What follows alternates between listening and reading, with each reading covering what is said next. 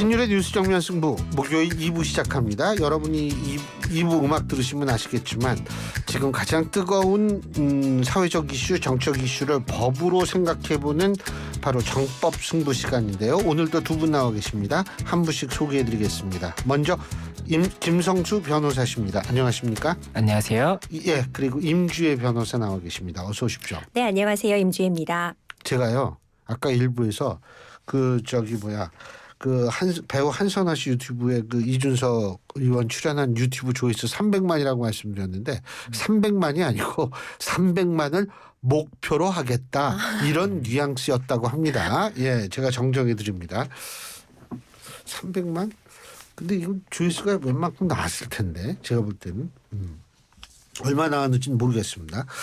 자, 좀 심각한 얘기를 할 수밖에 없는데 저는 어제 저희 신율의 뉴스 정면 승부 4부를 진행할 때 거기 나오신 분이 한 패널이 이런 얘기를 하는 거예요. 뭐 1000명이 뭐 죽어 나갔으면 좋겠네. 뭐 이런 얘기를 보도됐다 그랬어요. 저는 그때 뭐라고 제안했냐면 그렇게 확인되지 않은 사실을 말씀하시면 안 됩니다. 그랬는데 보도됐다 그래서 방송하면서 찾아보니까 보도가 돼 있더라고요. 어제 그 뉴스에도 계속 나왔어요. 지금 의대생들이 본인 인증을 하고서 가입할 수 있는 커뮤니티죠. 여기에 각종 게시물이 나와 있는데 개돼지라는 단어 다 죽으라고 너희들과 협의한 단계 지났어. 개돼지들 더 죽으면 이득이다. 뭐 이런 얘기. 자, 이건 심각한 거 아니에요? 어떻게 보세요?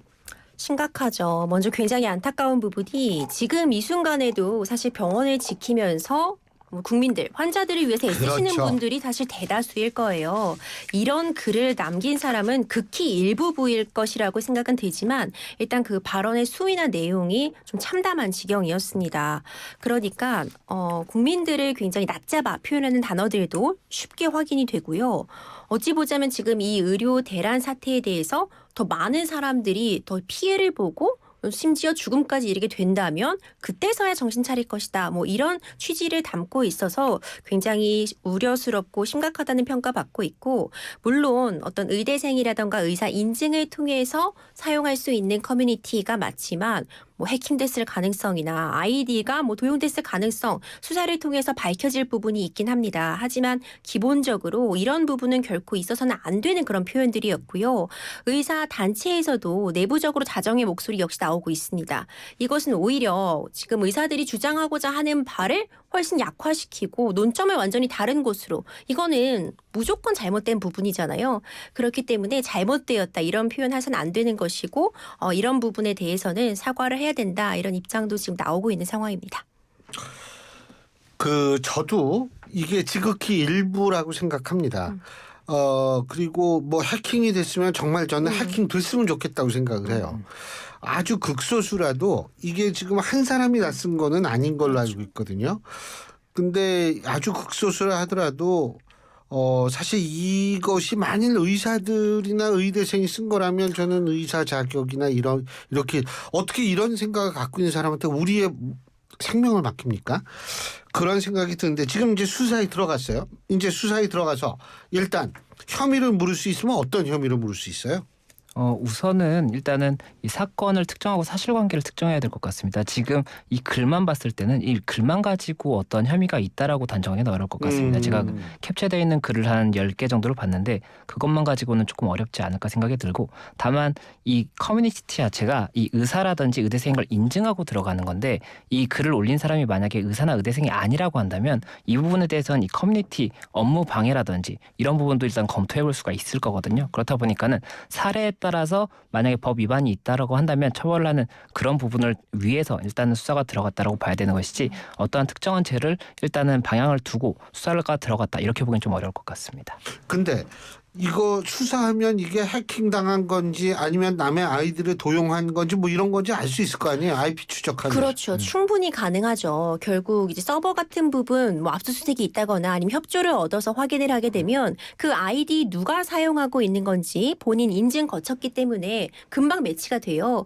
그러면 누가 작성한 글인지는 확인이 가능하고 그 사람이 실제로 작성한 것인지 아니면 나는 작성할 일이 없다고 한다면은 그렇다면 그때 다시 뭐 해킹이 됐다거나 아이디가 다른 사람에게 유출됐을 가능성 수사 가능하잖아요. 그렇기 때문에 작성자가 누군지 확인하는 방법은 그리 어렵지 않을 것으로 보입니다. 근데 이게 지금 뭐 이 블랙리스트 그러니까 현장에서 정말 수고하시는 진짜 저는 아주 훌륭한 우리 의사분들의 블랙리스트를 또 작성하고 유포된 것 이러한 것들도 이런 사이트하고 관련 있는 거 아니에요?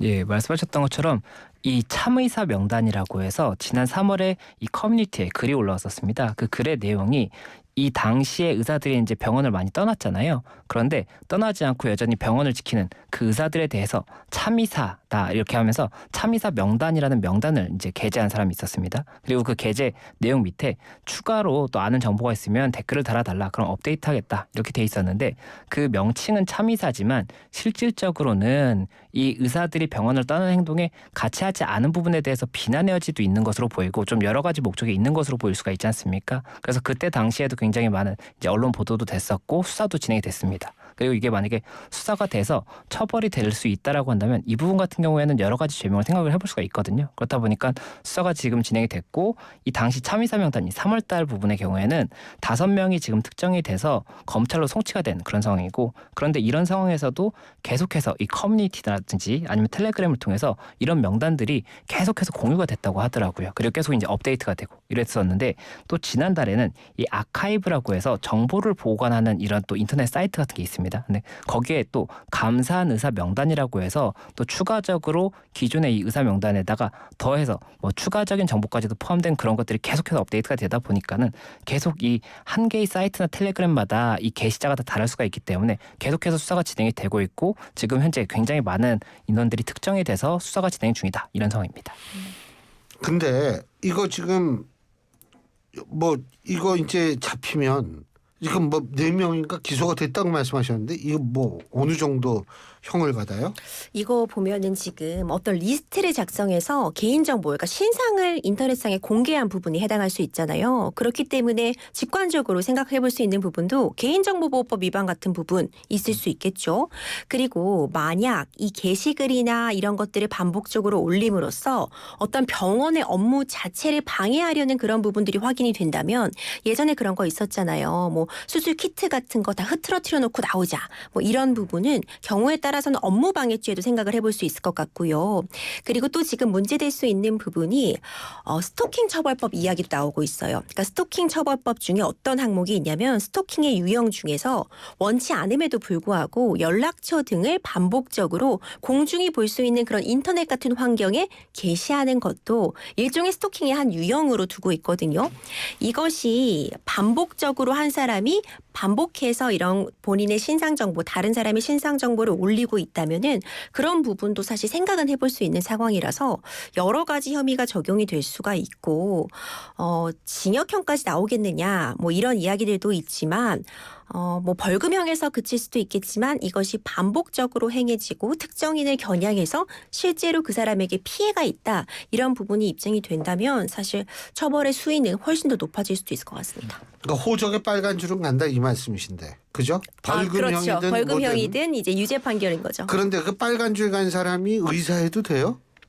일단은 그 의료법에 그 결격 사유가 있습니다. 결격 사유가 있는데 이게 2023년 5월에 그 이제 개정이 됐고 시행이 됐는데 그 전까지는 의료법 위반이라든지 아니면 형법상의 뭐 허위 진단비 청구라든지 이런 부분이 경우에만 결격 사유가 됐었는데 지금 현재는 금고 이상의 선고유예를 받으면 선고유예 기간 중에는 면허 취소의 대상이 될 수가 있고 또 금고 이상의 집행유예를 받으면 집행유예 기간이 끝난 다음에 2년까지도 면허 취소 기간입니다. 그리고 금고 이상의 실형이 선고가 되면 실형 집행이 종료되고 5년까지도 면허 취소 대상이 될 수가 있거든요. 그렇다 보니까 만약에 지금 이 글을 게시한 사람이 만약에 의사라고 가정을 했을 때 의사이고 금고 이상의 뭐 선고유예라든지 집행유예 이런 것들이 선고가 된다라고 한다면 면허 자체도 취소가 될 수가 있기 때문에 이 부분이 일단 뭐 빨간 줄이다 이것 자체도 이제 유죄 판단이 있었다는 것도 문제가 되겠지만 면허에 있어서도 굉장히 그 과거와 다르게 처벌될 수도 있다는 처분될 수도 있다는 것을 조금 구분해서 봐야 될 것 같습니다.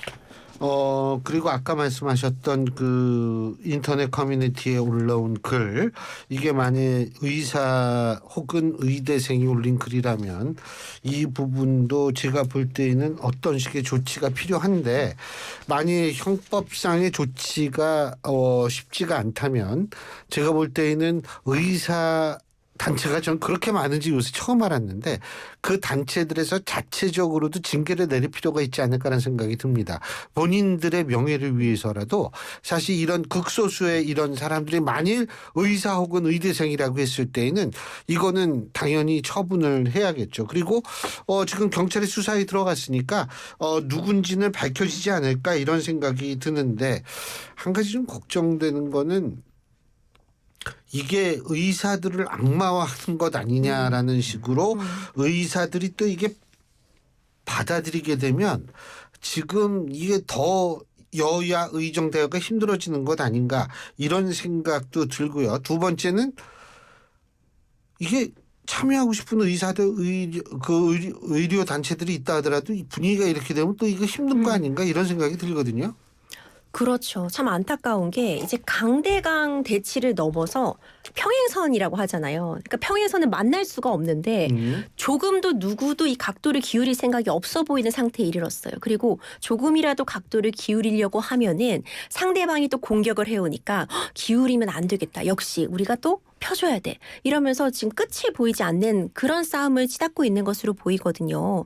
물론 극히 일부라고 해도 이런 게시글 말도 안 되는 거죠. 이것은 정말 비난의 강도를 더 높일 측면이 있겠지만 이것은 역시 일부일 텐데 또 이번 사건을 통해서 의사단체들은 또 공격받는다고 느끼고 다시 대화에 역시 참여할 수 없어. 이렇게 간다면은 평행선밖에 되지 않잖아요. 정말 중요한 건 우리나라 지금 의료 시스템 세계 최고 수준이라고 하는데 정말 붕괴의 지경에 이르는 이 상태에서 어떻게 하면은 국민들이 더 좋은 서비스를 받을 수 있는지, 의사들의 어떤 처우도 개선되면서 의료질도 높일 수 있는지를 논의해야 되는데 그런 논의는 좀 빠져 있고 지금 단순히 그 명수라던가 이런 부분에 너무 매몰돼 있는 것이 아닌가 좀 굉장히 안타까운 마음이 듭니다. 정부의 대응도 좀 문제가 많다고 생각해요. 이게 이 정도 일을 하려면 뭐 플랜 B, 플랜 C도 준비해. 물론 이제 대통령실 무슨 수석이 플랜 B, 플랜 C 있다고 주장한다고 그러는데 그거 있으면 좀 지금 꺼내야 되는 거 아니에요? 그거 언제 쓰려고 지금까지 말로만 하고 있어요? 정부의 대처도 좀 문제가 많다고 생각합니다. 하지만 그렇다고 해서 지금 의료단체들의 지금에 있어서의 행동도 전혀 합리화될 수는 없다고 생각해요. 국민의 입장에서 볼 때에는 국민을 진짜 위하기 위해선 사실은 이게 그리고 협상이라는 게 한쪽이 좀 뒤로 물러서고 이래야 되는 건데 양쪽이 다 문제예요. 제가 볼 때. 그리고 조선 신림동 흉기난동 벌여가지고 조선 이거 지금 무기징역 받았죠? 예, 맞습니다. 이게 2023년 7월 21일 오후 2시경에 이제 발생했던 사건이었습니다. 이 서울 관악구 신림역 4번 출구 인근에서 이 조선 이 피고인이 그 신림역 그 4번 출구 인근의 골목 그리고 지상주차장에서 이 남성들을 공격을 했었고 이 과정에서 한 명이 사망을 하고 또 3명이 이게 상해를 입는 그런 사건이었습니다. 그래서 이와 관련해서 재판이 이루어졌는데 1심에서 일단 무기징역이 선고가 됐었고 또 이제 항소심에서도 무기징역이 선고가 됐습니다. 그리고 오늘 이 대법원에서 무기징역이 이제 이 선고했던 항소심이 틀리지 않았다라고 해서 오늘 확정이 됐다는 그런 소식입니다.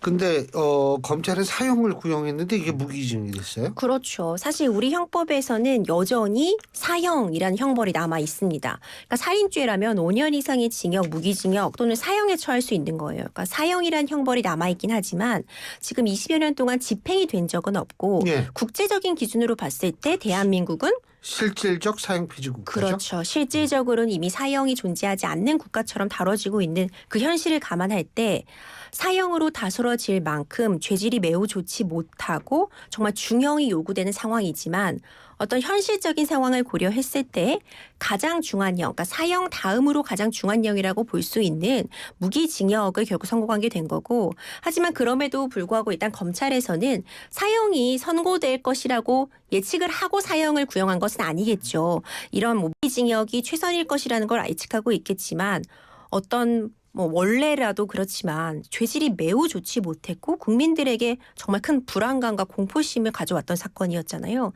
그렇기 때문에 여전히 사형이란 형벌이 존재하고 이 사람이 저지른 죄는 사형으로 다스릴 만큼의 극악무도했다. 이런 부분을 다시 한번 환기시켜준 그런 효과가 있었지 않나 싶습니다. 그 우리나라도 그 하루빨리 좀 가석방 없는 무기징역 이거를 만들어야지. 이거 참 국회가 보면 어쩌면 그렇게 필요한 거는 쏙쏙 피해가가지고 일을 잘하고 있는지 아주 신기해요. 예. 아유 벌써 시간이 다 됐네요. 오늘 두 분 말씀 여기까지 듣겠습니다. 고맙습니다. 고맙습니다. 예, 지금까지 김성수 변호사, 임주혜 변호사 두 분과 함께했습니다. 오늘을 기록하는 소리, 내일을 준비하는 소리.